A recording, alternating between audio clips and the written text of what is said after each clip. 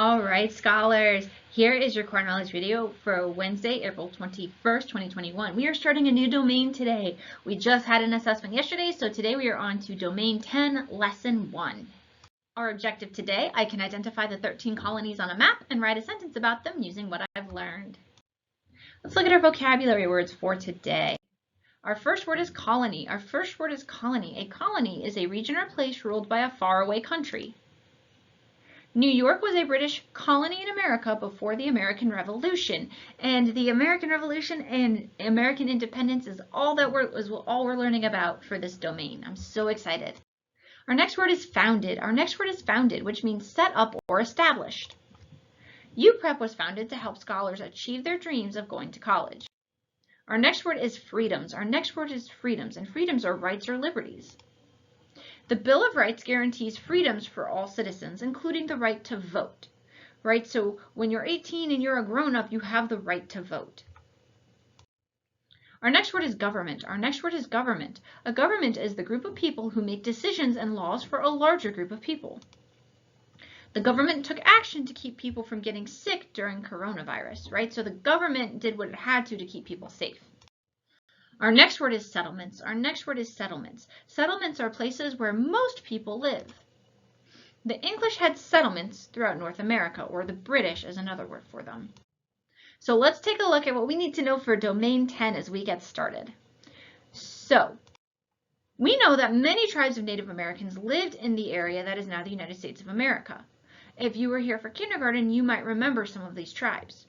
Native Americans were the first people to live in North America, and there are still Native Americans here today. I want you to try to think about something you remember from about Native Americans that you learned in kindergarten. You also learned, if you were here for kindergarten, about Christopher Columbus and his journey to North America. And he was trying to find a different route to different places to trade and ended up in North America instead. You might remember some of the details about his journey on his 3 ships as he traveled here. Also remember, the Native Americans were already living here when Columbus arrived.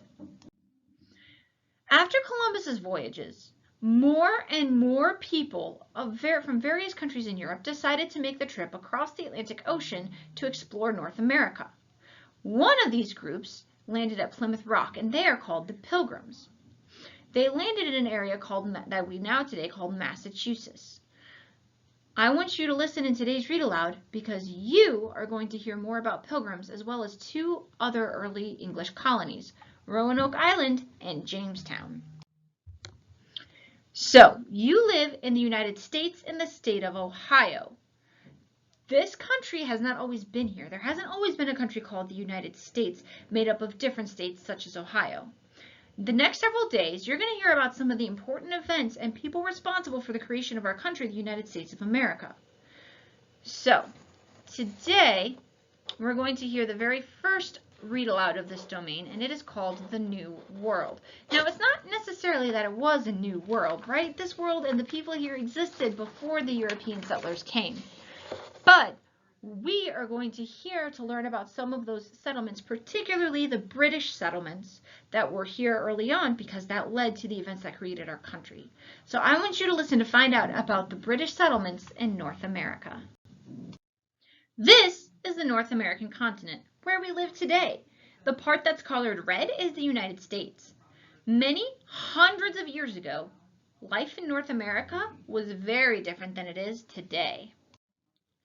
The first people who lived in North America are known as Native Americans. The Native Americans lived in groups called tribes in different regions of North America.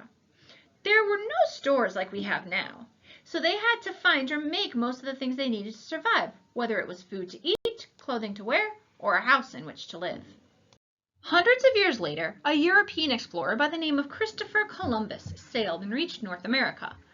But that was not where he'd planned to go. Remember, he was looking for spices, gold, and other treasures. Columbus set sail from Europe, hoping to find a quicker way to reach India and China, where spices, gold, and other riches were plentiful. But in 1492, when Columbus actually reached land after he sailed the ocean blue, he and his crew did not arrive in India or China. They landed instead in North America, where they met the native people who lived there. So, the people under my video right now are Christopher Columbus and the men who sailed with him. The people on the other side of the picture are the Native Americans who were already there. He called them Indians because he thought he'd landed in India, but the correct term is Native Americans. After Columbus, sailors from different countries in Europe traveled to North America. Portugal, the Dutch Republic, Spain, France, England, and all sent explorers to North America, continuing to hope to find riches and goods that they might bring back to trade and sell in Europe. So Europe is in orange and North America is in blue on this map. Everyone was interested in this new world. They called it the New World because it was new to them compared to the countries in Europe from where they came. So this event is Thanksgiving. The English did not want to just visit the Americas. They were interested in starting settlements in order to live there. When people start settlements, they move to a new place to live. They wanted a place for their people to spread out from the small island country, England, across the Atlantic Ocean. You probably remember the English Pilgrims landed in Plymouth Rock in the 1600s, about 100 years after Columbus. The Pilgrims had great difficulty adjusting to their life in the New World because it was very different from the city life they'd known in Europe. The Native Americans and the Pilgrims the Native Americans that the Pilgrims helped them survive, especially during that first year. So, this top part here is Massachusetts. The Pilgrims were not the only English people to start settlements in North America. In fact, before the Pilgrims ever arrived to Plymouth and Massachusetts, other English men and women settled in 2 other places.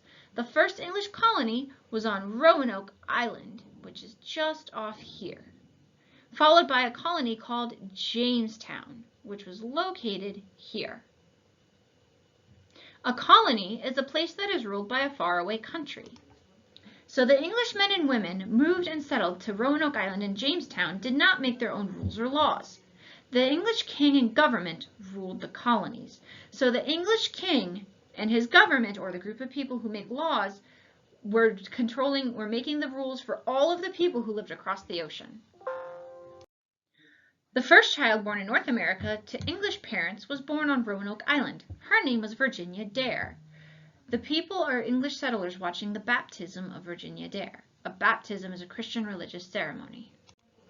We don't really know what happened to Virginia Dare or the other settlers living in the Roanoke Island because they mysteriously disappeared several years after they arrived. For this reason, Roanoke Colony is often called the Lost Colony. It wasn't really lost, but the colonists were never seen again. The people who lived there just vanished. Some people think that life was so difficult on Roanoke Island that the colonists left their settlement and went to live with some of the Native American tribes in the area. Some people think that Roanoke Island settlers may have gone to live with the Native Americans since they may have run out of food.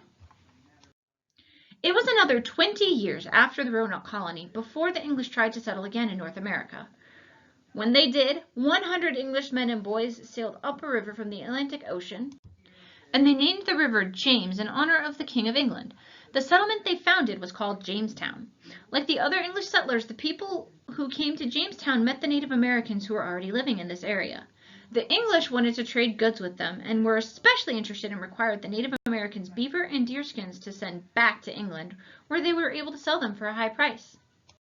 As time passed, more and more settlers from Great Britain arrived in North America. So, many years after the first English colonists arrived in North America, the country they come from is known as Great Britain or Britain.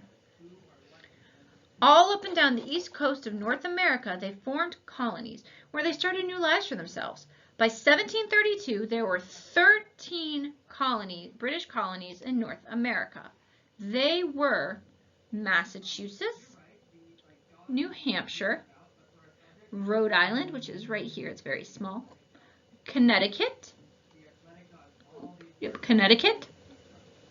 New York, New Jersey, Pennsylvania, Delaware, Maryland, Virginia, North Carolina, South Carolina, and Georgia.